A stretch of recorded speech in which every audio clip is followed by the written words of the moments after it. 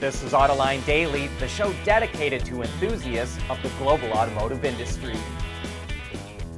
Tesla held its annual shareholders meeting yesterday, and here are some of the bullet point highlights from Elon Musk. He said Tesla will eventually make 250,000 Cybertrucks a year, and that the truck goes on sale this year. But he also hinted that the price will not start at $40,000 like originally promised. Tesla is working on 2 all-new models that could collectively sell 5 million units a year. Presumably, at least one of those models is the $25,000 model that will slot in below the Model 3. The Roadster is getting delayed again, with production, quote, hopefully starting sometime next year. Tesla will experiment with advertising. Musk did not say when or where, but we wouldn't be surprised to see ads appear on Twitter, which of course he owns. He said the global economy will be difficult over the next year and that Tesla will be affected by that. And he said he will not be stepping down as CEO of Tesla. Meanwhile, Henrik Fisker, the CEO of Fisker Inc., is throwing shade at Gigacastings. He told the Reuters Automotive Conference yesterday that his company won't use large castings because cars using them could get scrapped after an accident since they're expensive to repair. Instead, he said Fisker will combine multiple steel stampings into a single stamping. The CEO also said he's looking for additional business partners to boost scale and market share faster. He said he's interested in talking to automakers, suppliers, or tech companies to get on board. The US and Canada are going to build an EV charging corridor between the two countries that will stretch nearly 900 miles. Called the Binational EV Corridor, it will run between Quebec City and Kalamazoo, Michigan. EV chargers will be placed every 50 miles or 80 kilometers along the route. Transportation Secretary Pete Buttigieg and government officials from Michigan and Canada made the announcement. But they did not say when they'll start building the corridor or how much it will cost. And we have just one question. Why does it stop at Kalamazoo, Michigan, and not run all the way to Chicago? General Motors just got some good news. It got the go-ahead for a lithium mining project at Thacker Pass Mine in Nevada. A big concern in the U.S. is getting through regulatory red tape to open new mines to get the raw materials needed for EV batteries. Lithium Americas, which is GM's partner on the project, says there's enough lithium in that mine to make 1 million EVs a year. There's plenty of people who are skeptical that autonomous vehicles will really become a reality, but Waymo and Cruise recently expanded their services in the U.S., and now Lyft's new CEO, David Risher, says self-driving cars aren't that far off.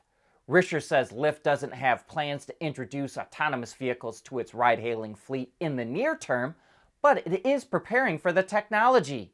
In an interview with CNBC, Risher said, quote, "It's not going to be tomorrow, but you might be surprised that it comes over the next couple of years, a little faster than you think." At Schaeffler, we pioneer motion.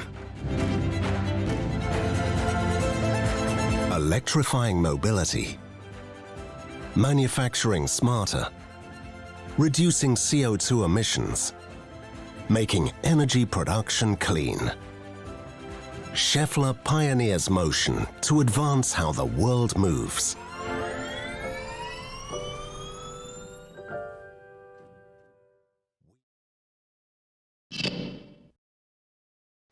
Mercedes revealed an all-new dedicated electronic architecture for future midsize and large vans. And not only that, it's going to launch proper Mercedes passenger vans, meaning they'll come with the same kind of luxury appointments you've come to expect from its cars and SUVs.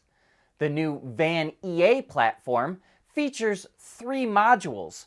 The front module is consistent across all variants. It features an electric powertrain and front axle. The center section will house the battery packs, which come in different sizes and provide up to 500 kilometers or 310 miles of range. And the rear module has 2 versions, one without a motor for front-wheel drive models and one with a motor for all-wheel drive. VAN.EA also supports OTAs and autonomous driving of level 2 to level 4, depending on the segment that the van is launching into. By using a common platform, Mercedes says it will be able to cut the number of variants in its van portfolio in half. VAN.EA models start launching in 2026, and by the end of the decade, Mercedes wants to have a 50% share of the EV van segment. To do that, it's expanding in the US and China, which will each get one of those personal luxury vans.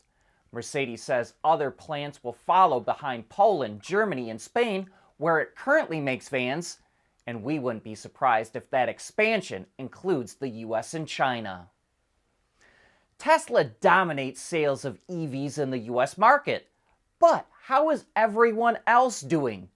Well, we combined the first quarter registrations from Experian that were reported by Automotive News and dug into the company's sales numbers and came up with this chart. And the real surprise for us is that the VW and Hyundai groups are outselling Ford. Another surprise is that the Volvo group, including Polestar, is outselling Nissan. And at the current sales rate, EVs are on track to top 1 million units in the US by the end of the year. Honda, Kawasaki, Suzuki, and Yamaha are all coming together to research the development of hydrogen-powered IC engines. And as you can probably guess, these would be used in small vehicles like motorcycles and K-cars. They hope to tackle issues like unstable combustion and a refueling system.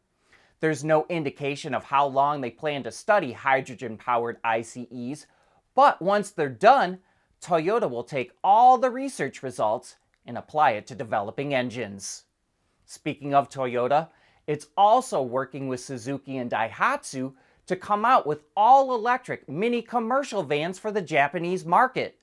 Daihatsu will produce the vehicles, which go on sale before the end of Q1 next year. Each company will get their own version, and the vans feature Toyota's EV tech, which provides up to 200 kilometers or 124 miles of range. That's about all the details we have for now, but the vans make their global debut sometime between tomorrow and Sunday. That brings us to the end of today's show. Thanks for making Autoline a part of your day.